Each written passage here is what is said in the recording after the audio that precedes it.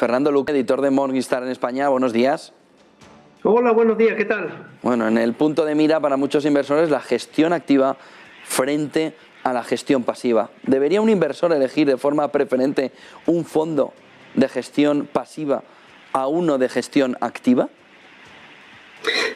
No te he oído correctamente, pero a ver, yo creo que entiendo un poco el sentido de la pregunta, porque yo creo que la mayoría de los inversores lo que se pregunta es, ¿tengo que elegir un fondo de gestión activa o un fondo de gestión pasiva? Entonces aquí, que si no se la hace, se debería hacer esa pregunta, porque es muy importante. Entonces yo creo que hay dos grandes aspecto que hay que tener en cuenta. Primero, y muchas veces se nos olvida, que es la propia disponibilidad del producto. Es decir, no hay fondos indexados en todas las categorías asequible para el inversor particular. Entonces, y el mejor ejemplo yo creo que es el de la renta variable americana de estilo crecimiento, ¿no? O el Nasdaq, por ejemplo. Hay muy pocos fondos indexados al Nasdaq, asequible al inversor español. Entonces, primero hay que ver la disponibilidad del producto y, evidentemente, si no hay productos o fondos indexados para esa categoría, pues hay dos opciones, o ir al mercado de gestión activa o al mercado de ETF, pero claro, ahí hay pues otra disyuntiva que es, elijo un fondo indexado o un ETF, y ahí pues hay que ver consideraciones fiscales, de operativa de producto, pero es otra cuestión.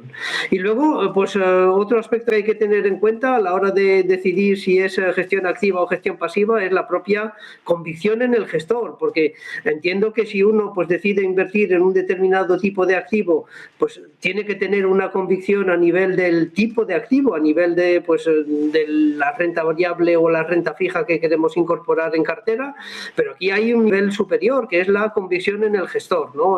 Y si uno no está muy convencido del gestor o no sabe muy bien si tiene que pues apostar por un gestor en particular, pues ahí la respuesta es fácil, hay que ir a la gestión pasiva porque es la más barata, siempre que haya producto disponible, evidentemente.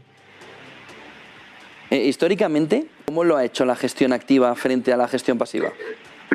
Sí, a ver, históricamente pues la gestión pasiva le ha dado un baño a la gestión activa, ¿no? Nosotros, por ejemplo, sacamos cada semestre un informe que llamamos el barómetro activo-pasivo, que lo que hace es comparar los fondos de gestión activa con la media de los fondos de gestión pasiva. Es decir, no comparamos contra un índice de referencia, sino contra realmente productos al alcance del inversor.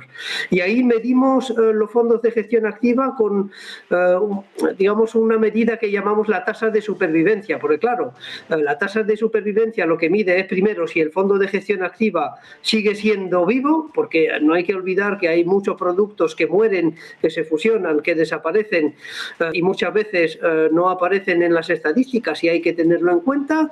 Y la tasa de supervivencia no solo mide esto, sino que mide también si el fondo de gestión activa ha conseguido batir a la media de los fondos de gestión pasiva. Entonces ahí digamos el diagnóstico es claro, ¿no? A largo plazo, y largo plazo me refiero a 10 años, pues hay muy pocas categorías donde los fondos de gestión activa han conseguido batir a los fondos de gestión pasiva.